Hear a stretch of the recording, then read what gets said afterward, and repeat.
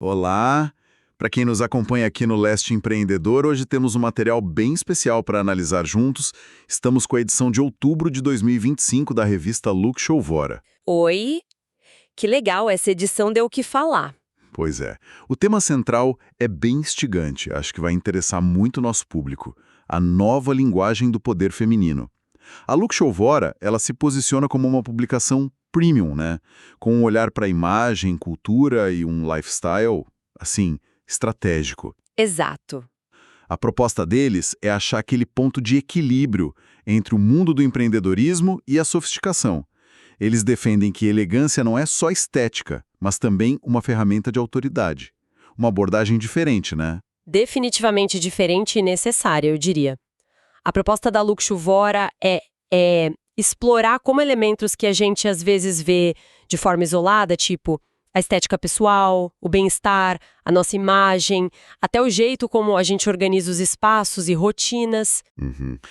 Podem ser, na verdade, peças de uma engrenagem maior, sabe? Não é visto como vaidade superficial segundo a revista. São componentes estratégicos mesmo que moldam a percepção de liderança e ajudam no sucesso dos negócios. É uma visão que tenta conectar o tangível e o intangível, de um jeito bem consciente. E a nossa missão aqui, como sempre, é mergulhar nisso, né? Extrair o que for mais relevante e aplicável, principalmente para quem está na jornada empreendedora, na liderança. Vamos tentar conectar esses pontos da Lastivora com os desafios e oportunidades que a gente sempre discute aqui no Leste Empreendedor. Então vamos lá, vamos começar a desempacotar essas ideias. Vamos sim. Olha, um fio condutor bem claro na revista é essa ideia de que a imagem pessoal vai muito além da aparência, né? A Marisa Gomes, por exemplo, tem um artigo sobre o que ela chama de arquitetura do estilo. A ideia principal é que o jeito como a gente se veste funciona quase como uma senha silenciosa. Uma senha, gostei disso. É capaz de facilitar ou dificultar acessos dependendo da mensagem que a gente passa. Ela até usa um termo interessante, o guarda-roupa invisível. O que seria esse exatamente? Ah, esse conceito do guarda-roupa invisível é fascinante. É que o foco tá na sutileza, sabe? A Marisa argumenta que são aquelas peças, pode ser um corte impecável, um tecido de qualidade superior, uma cor escolhida com intenção, que comunicam autoridade, profissionalismo, mas sem precisar de logo, sem ostentação. Entendi. A força tá na qualidade que se percebe, no ajuste perfeito. Isso transmite cuidado, atenção aos detalhes. Não é sobre seguir a moda do momento, mas construir uma percepção de competência, de respeito, quase subliminar. É o que ela chama de comandar em silêncio. A presença se impõe pela qualidade, não pelo barulho. Certo. É uma comunicação não verbal bem sofisticada, então. E essa ideia de comunicação silenciosa parece conversar muito com o artigo da Rosalie Gomes sobre a etiqueta de poder. Ela diz que etiqueta não é rigidez, não é formalidade excessiva. Não mesmo. É mais sobre comportamento, sobre como a gente interage e se posiciona. Exatamente. A Rosalie Gomes vai fundo nisso. Ela defende que a etiqueta funciona como um código invisível, sabe? Que está ali nos ambientes profissionais, sociais, e muitas vezes, segundo ela, a habilidade de navegar nesses códigos que envolve desde como cumprimentar, a pontualidade, a escuta ativa, até a gentileza em coisas simples, como a mesa. E isso pode ser mais decisivo para abrir portas ou construir confiança do que só competência técnica isolada. Nossa, isso é um ponto bem forte. A competência é fundamental, claro, mas talvez não baste, em certos contextos, se essa linguagem comportamental não estiver alinhada. Precisamente. E o ponto crucial que a Rosalie ressalta é que essa etiqueta de poder não é um privilégio de berço, não é exclusiva de uma elite. Ela descreve como uma linguagem acessível que pode e deve ser aprendida, praticada, porque a base é universal. Empatia, respeito pelo espaço do outro, consideração, gentileza. Faz sentido. No universo empreendedor, então, onde construir relacionamento sólido e navegar em diferentes meios é chave, dominar essa linguagem sutil de imagem e comportamento, como a Marisa e a Rosalie propõem, pode ser um diferencial estratégico importante para gerar confiança, credibilidade. A frase dela que resume bem é: Elegância é comportamento, não aparência. É algo que se mostra nas ações. Faz tudo sentido. E a revista parece que leva essa ideia de estratégia para além do pessoal, olhando também para o ambiente. A Stephanie Zene fala sobre a estética do escritório feminino. Ela defende que o jeito que um espaço de trabalho é projetado, as linhas, cores, texturas, não é só decor, é uma linguagem de comando. Como assim? A Zene argumenta que o ambiente físico onde a gente trabalha, onde recebe pessoas, ele comunica mensagens muito poderosas sobre nós e nosso negócio. Ela até faz um paralelo histórico interessante, lembrando como arquitetura e design sempre foram usados para expressar poder, status, identidade, desde palácios até sedes corporativas gigantes, né? Verdade. No contexto de hoje, ela sugere que um escritório bem pensado, com uma estética que reflete sofisticação, organização, ele funciona como uma extensão da liderança. Não é só beleza, é criar um espaço que transmita credibilidade, profissionalismo e, ao mesmo tempo, que seja funcional, acolhedor. Isso impacta direto a percepção de cliente, parceiro, até da equipe. Influencia nosso próprio estado de espírito, nossa produtividade ali dentro. O ambiente, nessa visão, também comanda em silêncio. Interessante como a estética do espaço se liga com a imagem pessoal que a gente falou antes. E essa linha de raciocínio sobre o impacto do ambiente e do cuidado nos leva a outro ponto forte da revista, o bem-estar. A doutora Cristina Cattermole tem uma visão bem impactante sobre o autocuidado. Ela define como sobrevivência emocional. Isso soa muito mais profundo que a ideia comum de mimo, de luxo, né? Sim. A perspectiva da doutora Cattermole é realmente poderosa.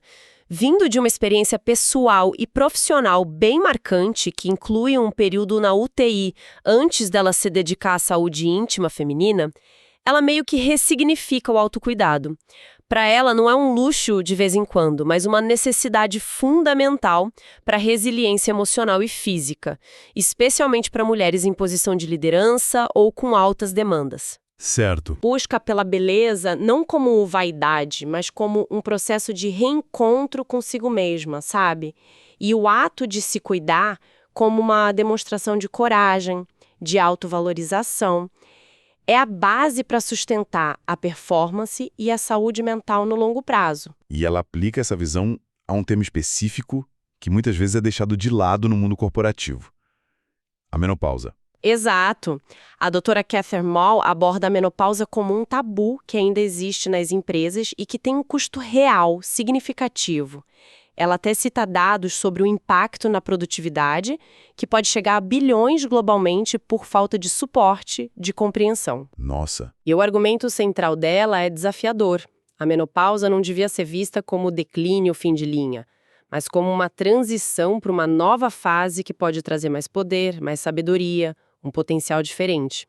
Empresas que percebem isso e oferecem um suporte prático, tipo mais flexibilidade, acesso à informação sobre saúde hormonal, ambientes mais confortáveis, elas não estão só sendo humanas, estão sendo estratégicas. Elas tendem a reter talentos e a se beneficiar de mulheres que passam por essa fase se sentindo mais seguras, apoiadas e, por consequência, mais produtivas e engajadas. É conectar direto o bem-estar físico e mental com estratégia de negócio. Essa conexão corpo-performance é tão intrínseca que aparece até em detalhes que talvez a gente nem desse tanta atenção. A Stellene Nascimento menciona, por exemplo, a saúde capilar. Como isso entra na conversa? A Stellene Nascimento usa a saúde do cabelo como um exemplo de como o corpo mostra desequilíbrios internos. Problemas como queda de cabelo forte, segundo ela, podem ser sinais de alerta para deficiência nutricional, nível alto de estresse crônico ou outras questões de saúde por baixo. Entendi. Ou seja, o cabelo ou a pele e as unhas funcionam como um indicador visível do nosso estado geral de bem-estar. Prestar atenção nesses sinais é parte de uma abordagem integrada de saúde que, por sua vez, impacta a energia, a disposição, a capacidade de lidar com as demandas do dia a dia, né? É mais uma camada que reforça como o cuidado com o corpo é fundamental para sustentar a performance. Percebe-se um tema surgindo aqui. A importância de ouvir os sinais, sejam do corpo, do ambiente ou até de ritmos mais internos. E isso nos leva a outro ponto interessante da Luxvora. O questionamento daquela cultura da produtividade sem parar. A Natália Gnatto traz uma perspectiva bem diferente, usando astrologia para falar de uma liderança mais cíclica. Sim, a Natália Gnatto propõe o que ela chama de liderança lunar.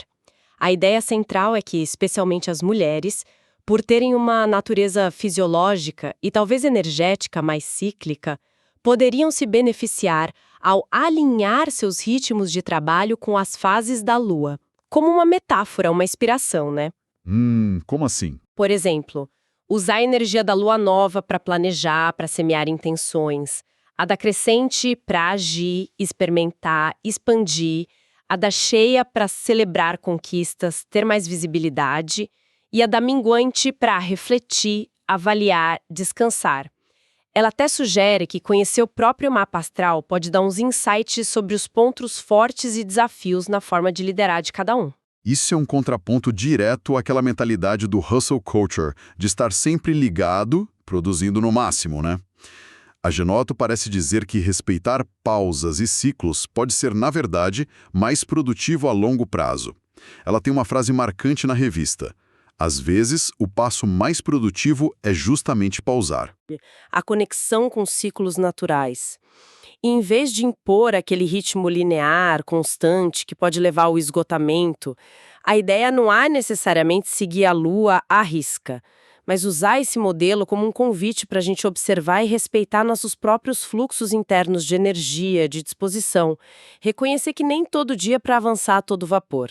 E falando em lidar com altos e baixos, e na contramão da pressão pela perfeição, que é especialmente forte sobre mulheres empreendedoras, a Natália Prado defende um conceito provocador: o fracasso ativo. O que ela quer dizer com isso? A Natália Prado parte do princípio de que errar é inerente à jornada empreendedora. É parte inevitável do processo de inovar, de crescer. O fracasso ativo, na visão dela, é aquele que acontece como resultado de uma decisão consciente, baseada na própria intuição ou visão, mesmo que essa decisão se mostre errada depois. Esse tipo de erro, ela argumenta, é rico em aprendizado, porque força a pessoa a reavaliar as premissas, ajustar a rota, refinar a capacidade de julgamento. E qual seria o oposto disso, o fracasso passivo, talvez? Seria o erro que acontece por omissão, sabe? Por medo de decidir, ou por seguir cegamente o conselho dos outros, ignorando a própria voz interior. Esse tipo de erro, segundo a Prado, é mais prejudicial porque não gera o mesmo nível de aprendizado e pode minar a autoconfiança. Entendi. O fracasso ativo, por outro lado, exige coragem para bancar as próprias escolhas, mesmo com incerteza, e maturidade emocional para analisar o erro sem aquela culpa que paralisa, sabe? Extraindo lições valiosas. Ela critica a pressão social, especialmente sobre mulheres, para demonstrarem perfeição e evitarem o erro a todo custo, o que pode acabar inibindo a ousadia que a gente precisa para empreender. Interessante como essas duas ideias, a liderança lunar da Gnatto e o fracasso ativo da Prado, parecem se complementar. Talvez reconhecer e respeitar os próprios ciclos possa dar a resiliência necessária para encarar os erros de forma mais construtiva. É uma conexão muito pertinente, sim. Uma liderança que respeita os próprios ritmos, que sabe quando pausar, recarregar, como sugere a Gnatto, provavelmente vai estar mais bem equipada emocional e mentalmente para lidar com os reveses inevitáveis e aprender com eles o fracasso ativo da Prado. Uma abordagem pode fortalecer a outra, criando um modelo de liderança mais sustentável, resiliente, autêntico, menos propenso ao burnout e mais capaz de se adaptar e crescer com os desafios. E para sustentar tudo isso, a imagem, o bem-estar, a resiliência, a revista também desce para um nível mais fundamental: o corpo e suas necessidades básicas. A Kawane Testai fala de nutrição estratégica. Não é só sobre dieta, certo? Não mesmo. A Kawane Testai posiciona a alimentação como um pilar central da performance executiva. A visão dela é que o que a gente coloca no prato é literalmente o combustível. Não só para o corpo físico, mas para a mente, para as emoções também. Ela argumenta que profissionais em rotinas de alta demanda cognitiva, emocional, precisam de uma nutrição que suporte clareza mental, estabilidade do humor, níveis de energia sustentados ao longo do dia. E como isso se traduz na prática, segundo ela? Bom, ela enfatiza a importância de não pular refeição, de fazer escolhas conscientes nutricionalmente densas e de planejar a alimentação de acordo com a agenda, com as demandas do dia. Um café da manhã equilibrado para começar bem, refeições completas que evitem picos e quedas de glicose, lanches inteligentes para manter a energia. Certo. Tudo isso impacta diretamente a capacidade de concentração, a tomada de decisão, a gestão do estresse, a manutenção da constância no desempenho. É realmente alinhar a nutrição às exigências da vida profissional. Tratar como ferramenta estratégica indispensável, não como um detalhe secundário. Faz todo sentido. E, fechando esse ciclo de cuidado que vai do estratégico ao fundamental, a Esteline Nascimento retorna com um ângulo que eu achei muito sensível. A nova estética do toque. Ela valoriza o papel do toque em profissões da beleza. Sim, a Esteline Nascimento traz uma reflexão sobre o poder do toque humano em profissões como cabeleireira, manicure, esteticista, designer de sobrancelhas. Ela argumenta que nessas interações o toque vai muito além da técnica aplicada. Quando é feito com presença, com intenção, com cuidado, ele se torna um canal poderoso de comunicação não verbal, capaz de transmitir segurança, gerar vínculo, confiança e oferecer um cuidado que é genuinamente terapêutico. No mundo cada vez mais digital e, às vezes, impessoal, esse aspecto humano ganha um valor ainda maior, imagino eu. Sem dúvida. A Nascimento sugere que esse toque consciente pode transformar um serviço comum numa experiência de bem-estar, de acolhimento. Funciona quase como uma escuta ativa através das mãos, sabe? Percebendo tensões, oferecendo conforto. Num contexto onde performance e eficiência são tão valorizadas, resgatar a importância da conexão humana genuína, do cuidado presente, é também uma forma de exercer influência, de construir lealdade. E isso se conecta com tudo que a gente falou. Para oferecer esse toque presente e cuidadoso, a profissional precisa estar bem nutrida, como disse a Testache, atenta aos sinais do próprio corpo, como a própria Nascimento mencionou sobre o cabelo, e talvez até em sintonia com seus ritmos já no ato. É um ciclo que se retroalimenta. Então, fazendo um balanço dessa análise da Luz Fora de outubro, o que emerge é uma visão bastante expandida e multifacetada do que significa poder e liderança hoje, né? Especialmente sobre uma ótica feminina e empreendedora. Fica claro que vai muito além das métricas tradicionais de gestão ou do resultado financeiro isolado. Com certeza. A revista integra a imagem pessoal, a etiqueta comportamental, a estética dos espaços, o bem-estar físico e mental, o autoconhecimento dos próprios ciclos, a resiliência diante dos erros e até a nutrição e o toque humano como componentes estratégicos dessa nova linguagem. Aquela frase da Bruna Ribeiro citada na revista parece encapsular bem essa filosofia. Elegância é estratégia, estilo é poder. Exatamente. O mais interessante é observar como a Luxfora costura esses elementos que parecem tão diferentes, da escolha de um blazer, a observação do ciclo lunar, da organização da mesa de trabalho, a composição do prato de comida sobre um mesmo conceito guarda-chuva, o da construção de uma presença consciente, intencional e estratégica. Certo. A nova linguagem do poder que a revista propõe não parece ser um manual de regras rígidas, um padrão único para todo mundo seguir.